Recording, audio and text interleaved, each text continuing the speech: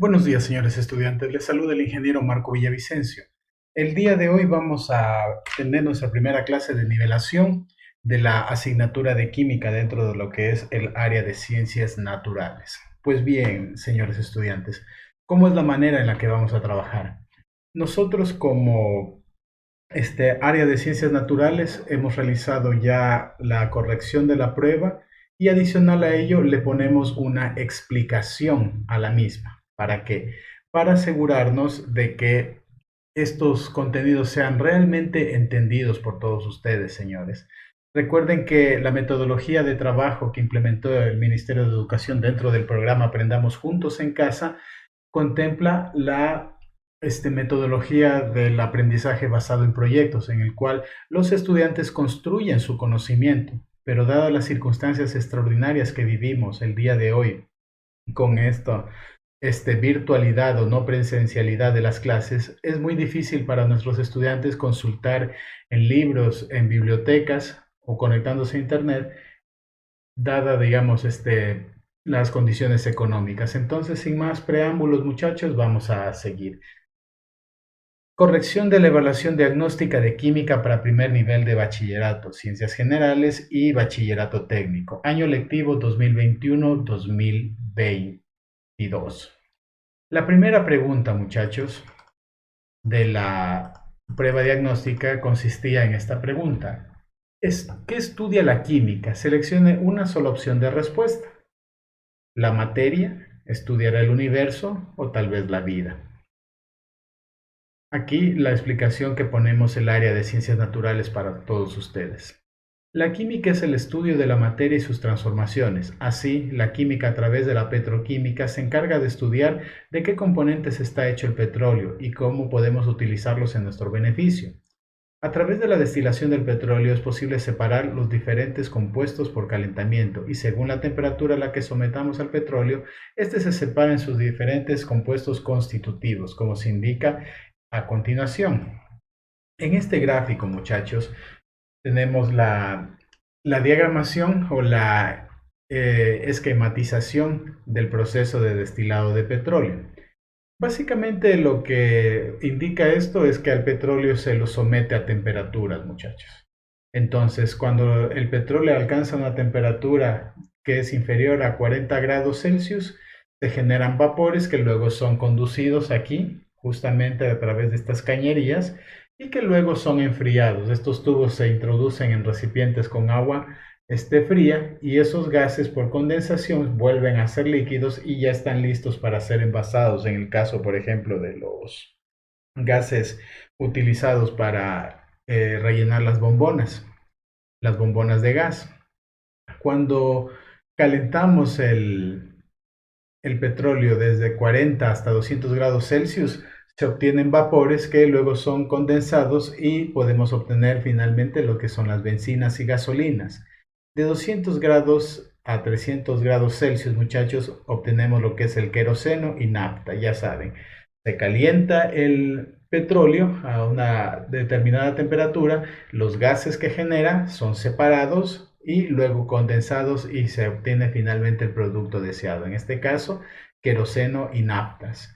De los 250 a los 350 grados se obtiene el combustible diésel, de los 300 a los 370 aceites ligeros, lubricantes y parafinas, y a partir de los 370 grados Celsius, aceites muy pesados, asfalto y alquitranes. Aquí tenemos la torre de destilación alimentada, digamos, por el calentador y finalmente esta torre de destilación con algunas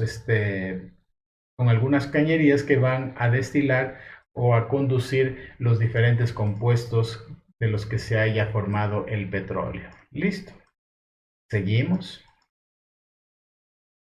La biología es la ciencia que se encarga de estudiar la vida, ya que los seres vivos se constituyen de materia y no toda la materia tiene vida. La ciencia que estudia el universo es la astronomía, aunque existen más disciplinas todavía para estudiar al universo.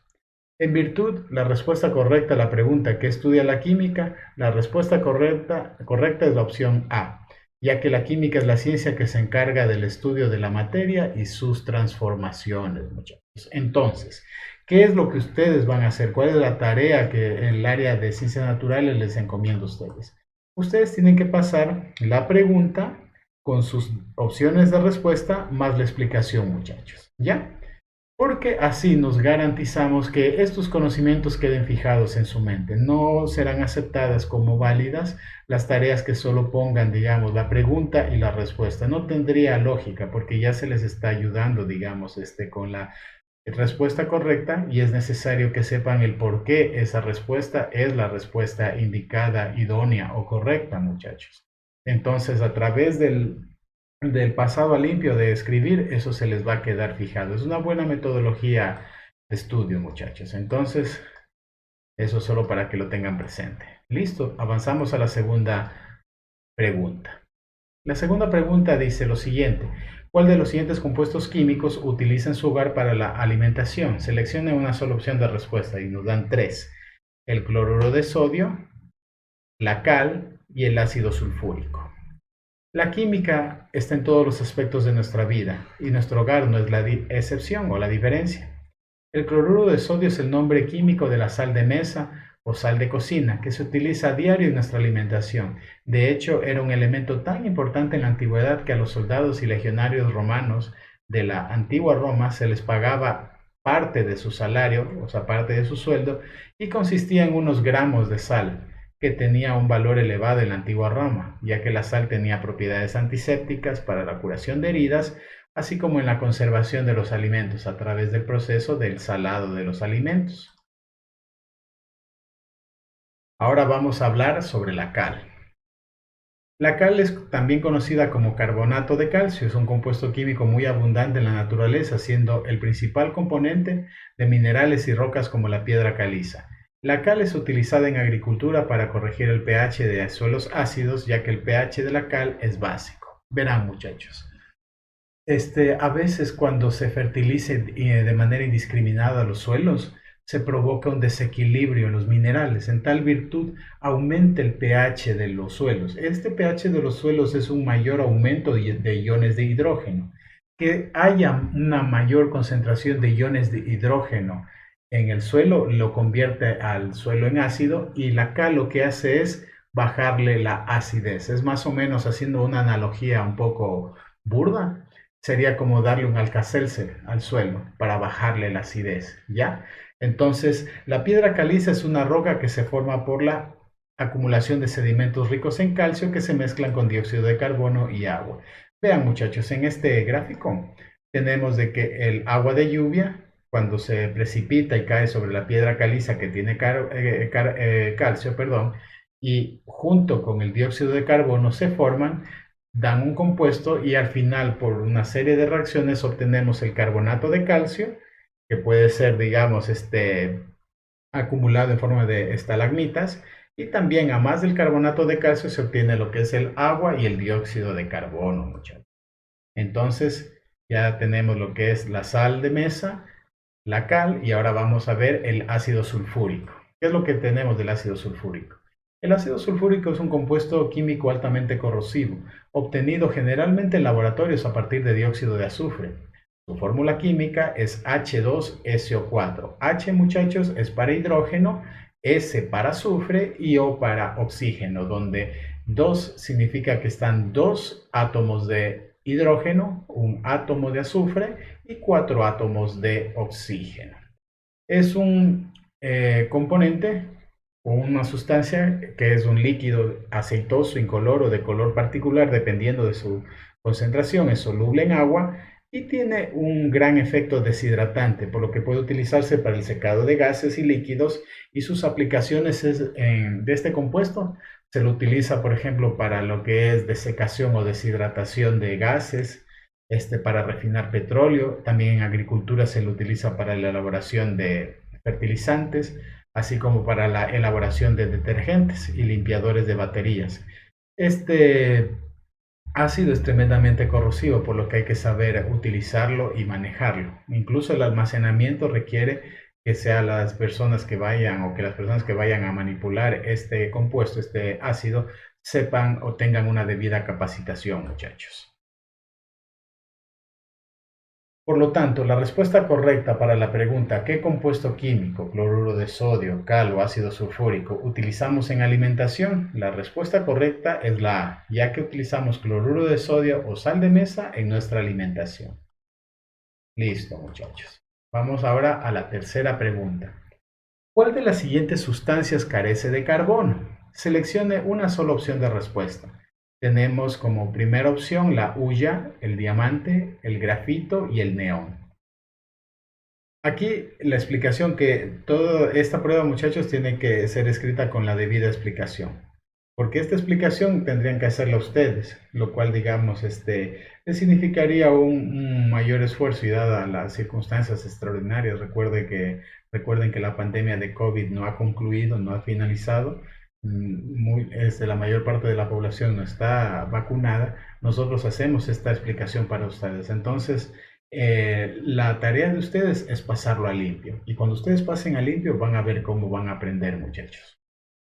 El carbono tiene una importancia capital en la formación de la vida de la Tierra, porque fue precisamente este elemento sobre el cual se ensamblaron los primeros compuestos, metano, amoníaco, vapor de agua, y que dieron origen a las primeras protomoléculas y protocélulas, así como a otros compuestos necesarios para la vida, para que la vida se origine en la Tierra. Entonces tenemos aquí este cuadrito explicativo sobre la estructura atómica del carbono, la manera como se une el átomo de carbono con otros átomos. Recuerden que el carbono puede unirse a un máximo de 4 átomos.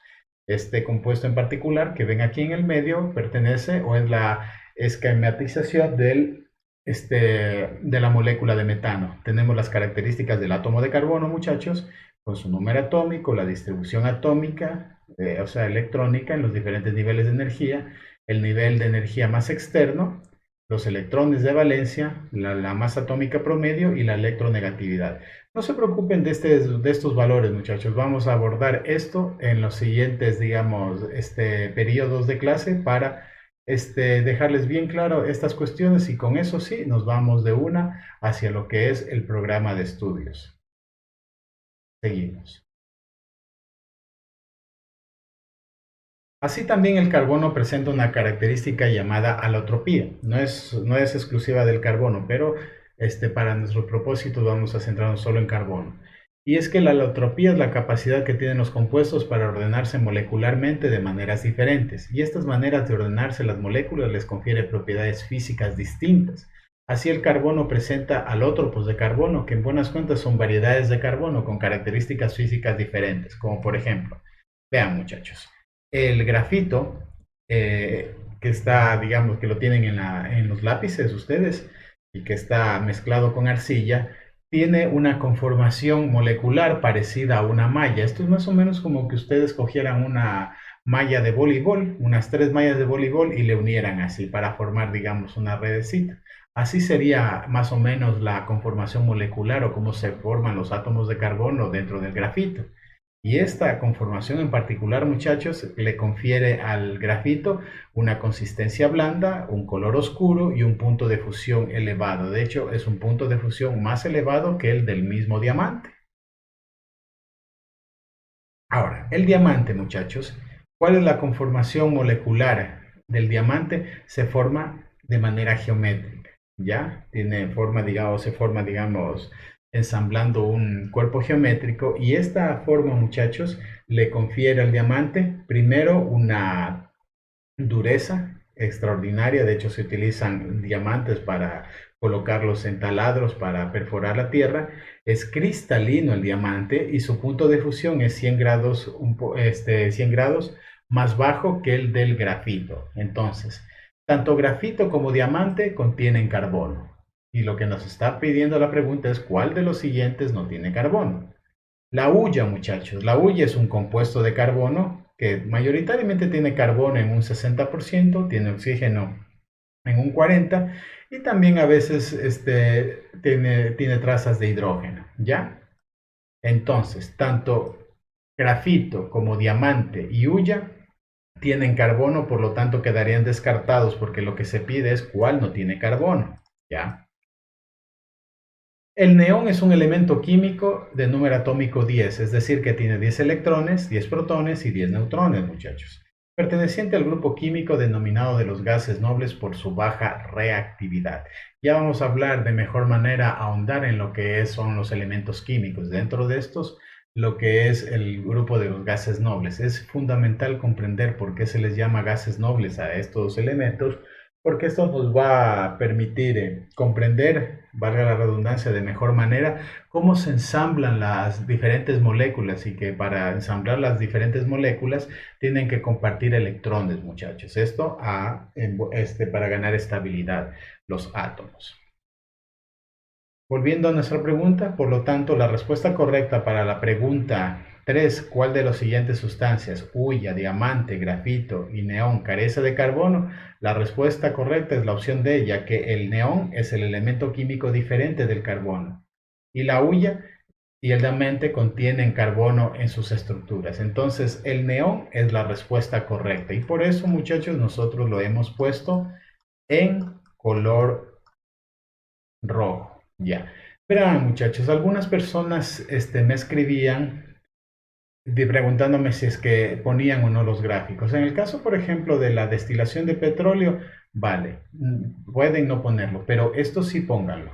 Esto es importantísimo, porque ya les digo, estas cosas que les correspondería a ustedes, digamos, investigar, pero dado que es una situación única en el mundo, muchachos. Nosotros ya lo hacemos para que ustedes única y exclusivamente se dediquen a pasar a limpio. Tienen 4 semanas todavía para pasarlo, así que tiempo es lo que más hay, pero ya deben comenzar. Muy bien. ¿Cuál es la unidad básica de la materia? Dice la pregunta 4. Seleccione una sola opción de respuesta. Tenemos 4 opciones de respuesta: los átomos, las células, los electrones, ninguna de las anteriores. La explicación que el área de ciencias naturales ofrece para esta pregunta. Todo aquello que tenga masa y ocupe un lugar en el espacio es materia, pudiendo estar conformada de dos maneras. O bien por un solo tipo de elemento químico, que en este caso estamos hablando de sustancias puras, como por ejemplo una pepita de oro, o por varios elementos químicos en cuyo caso llamamos mezclas, por ejemplo una molécula de agua que se conforma de 2 átomos de hidrógeno y 1 de oxígeno. Los electrones, muchachos, no constituyen la unidad básica de la materia, ya que a pesar de ser una parte constituyente de los átomos, no poseen las propiedades que permiten a los átomos conformar o recibir la categoría de materia. Entonces ya lo saben. Una célula, aunque no esté conformada por materia, no constituye la unidad básica de la materia. Una silla no cumple el ciclo vital que caracteriza a los seres vivos, pero es materia por poseer átomos. Una célula es la unidad básica de la vida. En este cuadrito explicativo, muchachos, vemos cómo son los niveles, digamos, de organización de la materia hasta llegar a lo que es el sistema biosfera. Entonces, primero el subatómico, aquí se van a ubicar las partículas subatómicas, como por ejemplo el electrón, el protón y el neutrón. Esto todavía no es materia. Desde aquí empieza la materia, en átomos, muchachos. Los átomos se juntan, forman moléculas, las moléculas se juntan, forman macromoléculas, las macromoléculas se juntan y forman los organelos, y así hasta llegar hasta el nivel biosfera. Está debidamente esquematizado en 3 niveles: el nivel químico, que sería, digamos, el nivel, o digamos, donde empezaría la materia, y el nivel biológico. Listo. La respuesta correcta a la pregunta 4, ¿cuál es la unidad básica de la materia? Es la opción de respuesta A, los átomos. El átomo es la partícula más pequeña de la materia, en que un elemento puede ser dividido sin perder sus propiedades químicas. Listo, muchachos. Tenemos la quinta pregunta, que es ¿cuál de los siguientes elementos químicos que se detallan a continuación no son metales? Seleccione una sola opción de respuesta. Tenemos 4 opciones. La opción A, oro, aluminio, plata. La opción B, nitrógeno, fósforo, arsénico. Aquí hay un error de tipeo. Y antimonio. La opción C, cloro, bismuto, calcio, magnesio. La opción D, carbono, uranio, manganeso. Verán, muchachos, cuando se enfrenten a exámenes de base estructurada que tengan las 4 opciones de respuesta u opciones de respuesta, una forma sencilla, digamos, o una ayuda que ustedes tienen para resolver este tipo de exámenes es eliminar lo que no es. Y eso es lo que vamos a hacer justamente aquí en la explicación. La mayoría de los elementos de la tabla periódica se consideran metales. Los metales tienen propiedades que pueden asociarse con lo que entendemos por metales. Son sólidos, salvo el mercurio, que es líquido, son brillantes, son buenos conductores de la electricidad y del calor, son dúctiles, se pueden estirar en hilos y cordones finos, son maleables, o sea que se pueden prensar en hojas muy delgadas, y todos esos metales tienden a perder electrones con facilidad. Eso es lo que los hace a los metales metales. Los no metales, muchachos, tienen propiedades opuestas a las de los metales. Son frágiles, son maleables, no son dúctiles, son malos conductores del calor y de la electricidad y tienden a ganar electrones en las reacciones químicas. Algunos no metales son líquidos y otros son gaseosos. Por ejemplo, un no metal que exhibe todas estas características que estamos detallando en los no metales, muchachos, son las cerámicas. Las cerámicas son por excelencia buenos materiales para ser aislantes. Entonces, cuando se tiene algún motor o un dispositivo en el cual se requiera que no se caliente o aislar la temperatura, se pone, digamos, aislantes hechos de cerámica. Entonces, la opción de respuesta A no es válida, ya que se preguntan cuáles elementos enlistados no son metales, y el oro, el aluminio y la plata son metales. La opción de respuesta C tampoco es válida, ya que el cloro, a pesar de ser un no metal, en cambio sí son metales el bismuto, el calcio y el magnesio. Esta alternativa de respuesta es un distractor. Ojo, muchachos. Cuando ustedes se enfrenten a este tipo de exámenes de base estructurada, se van a encontrar con estas soluciones que en apariencia son verdaderas, pero que tienen un pequeño detalle que las inhabilita como respuesta correcta. Entonces, a ese tipo de respuesta no engañosa se le dice distractor. ¿Para qué? Para determinar si el alumno realmente sabe lo que tiene que saber. Seguimos, muchachos. La opción de respuesta D constituye otro distractor porque a pesar de que el carbono es un no metal, sí son metales el uranio y el manganeso. La opción de respuesta B es la solución a la pregunta: ¿qué elementos no son metales? Ya que el nitrógeno, que es un gas, el fósforo, que es un nitrogenoide y muy reactivo con oxígeno, el arsénico, que es un sólido muy venenoso utilizado en la elaboración de pesticidas, y antimonio, son no metales. Entonces, la opción de respuesta aquí, cuando preguntamos cuáles no son metales, esta, muchachos, la B: nitrógeno, fósforo, arsénico y antimonio. Aquí corrijan, por favor, no es arsenio, sino arsénico. Pero bueno, seguimos. Vamos a la pregunta 6. ¿Cuál es el elemento químico que interviene en la respiración de los seres vivos? Seleccione una sola opción de respuesta. Todos los animales, desde los gusanos, los peces y hasta los insectos y las personas, necesitan intercambiar gases con el medio de forma continuada durante toda la vida. Los animales simples intercambian gases a través de toda la superficie corporal, mientras que los animales más complejos, como nosotros, tienen un aparato respiratorio que procesa el aire del entorno. Este último grupo utiliza la respiración para captar oxígeno en el estado gaseoso del aire y al mismo tiempo expulsar dióxido de carbono. La respiración es el proceso de inhalar oxígeno, cambiar los gases necesarios y nocivos por gases necesarios y utilizar esos gases necesarios y expulsar los residuales. La solución de esta pregunta es la alternativa B, oxígeno.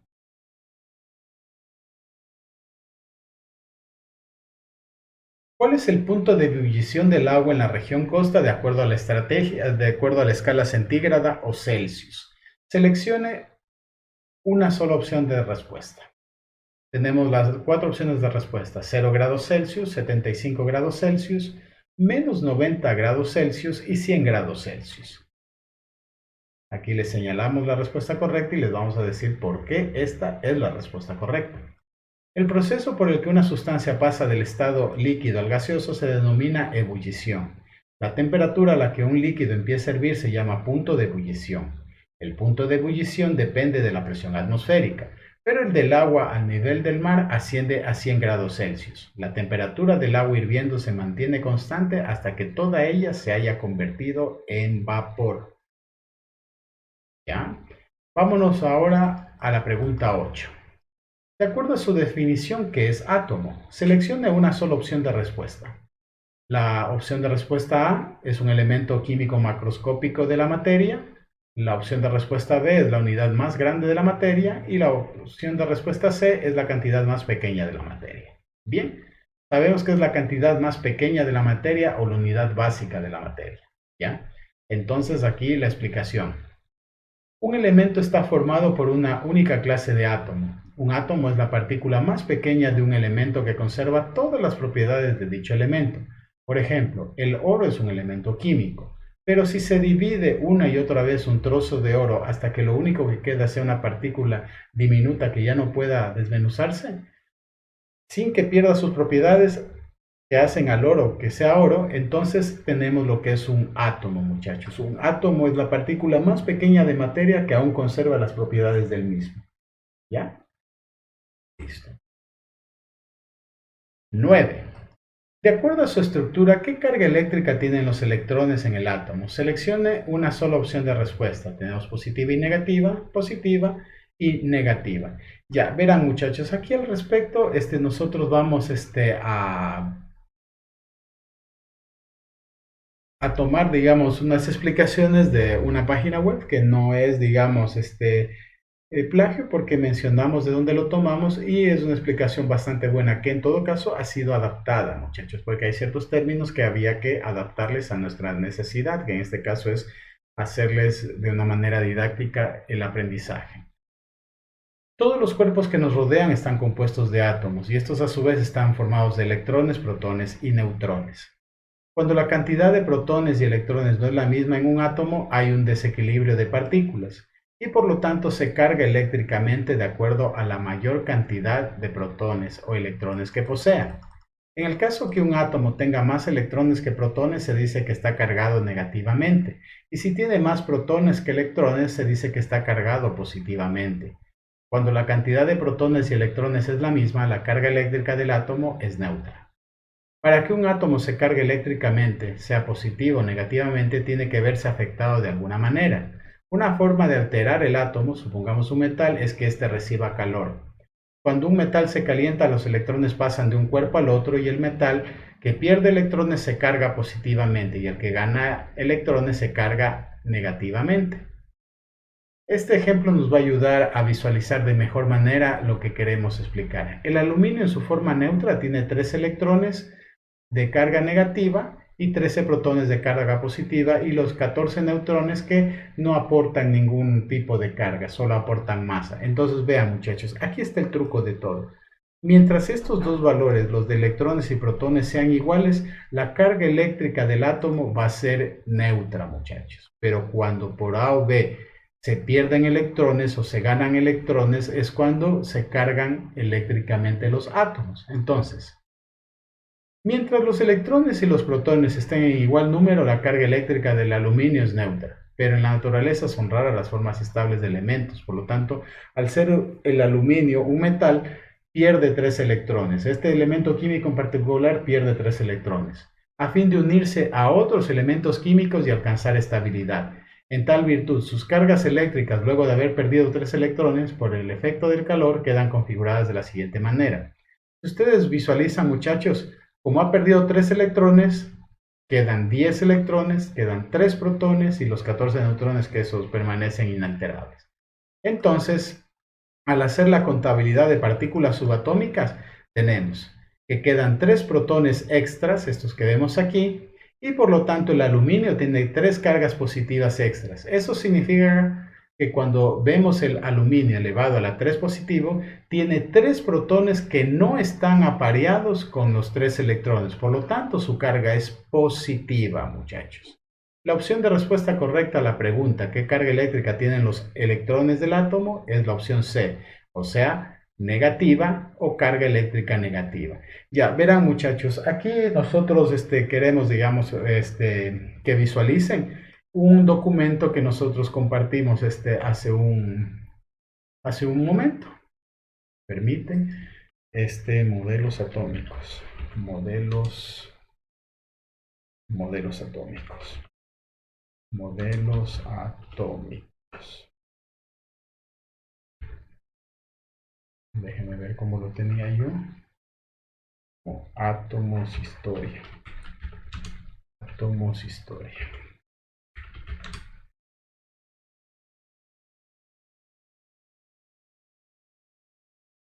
Átomos.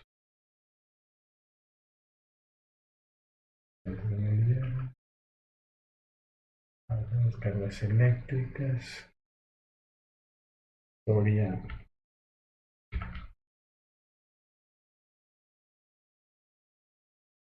Historia. Modelos. Historia del átomo. Listo, ya lo encontré. Verán, muchachos. Nosotros queremos que visualicen este gráfico. Este gráfico es hecho por la Sociedad de Química de los Estados Unidos. Originalmente estaba en inglés, pero el área de naturales lo tradujo para ustedes y no es necesario que ustedes lo copien en sus cuadernos, pero sí ténganlo, muchachos, estudienlo. Vean que aquí está desmenuzado los diferentes modelos atómicos que existieron a lo largo de la historia, el descubridor, el año, el modelo, como estaba, por ejemplo, aquí le dicen de esfera sólida, aquí de pudín, aquí una explicación de lo que este científico aportaba y el punto positivo de su teoría y el punto negativo. Así hasta llegar hasta 1926 con el modelo atómico de Schrödinger, ¿ya? Listo, muchachos. Entonces, esto está compartido en el grupo de WhatsApp y también la carpeta de Google Drive, donde vamos a almacenar semana tras semana, día tras día, todas las diapositivas y tareas que se envíen a los estudiantes. Entonces ya saben, este gráfico bonito ustedes lo van a tener para estudiarlo. Listo. Vámonos a la última pregunta, muchachos. De acuerdo a su estructura, ¿qué carga eléctrica tienen los protones en el átomo? Bueno, aquí ya sabemos que la carga eléctrica de los protones es positiva. Ya no es necesario, digamos, escribir la explicación porque esa ya la vimos. Entonces, bueno, la corrección y explicación de la prueba diagnóstica de química para primeros niveles de bachillerato fue realizada por el área de ciencias naturales por los miembros del área. Entonces, bueno, eso sería todo por el día de hoy. Cualquier duda o inquietud estaremos gustosos de solucionarla. Gracias y buena suerte.